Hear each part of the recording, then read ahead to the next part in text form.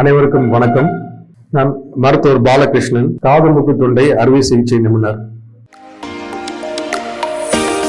தொண்டை பகுதியில் ஏற்படும் பிரச்சனைகள், முழுங்குவதில் சிரமம், மூச்சு விடுவதில் சிரமம், குரல் மாற்றம், கழுத்தின் முன்பகுதியில் கட்டி இருத்தல்.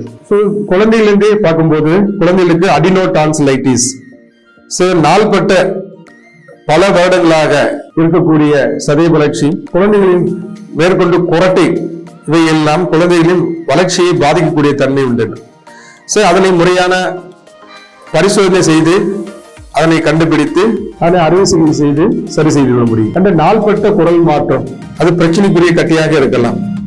அதனை மைக்ரோ அரிஞ்சல் சர்ஜரி மூலம் திசு பரிசோதனை செய்து அதற்கு மேற்கொண்ட சிகிச்சை முறையை வழிவகுக்கலாம்.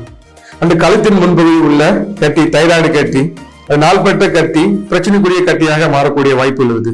அதனையும் தேவையான பொழுது அகற்றிட முடியும்.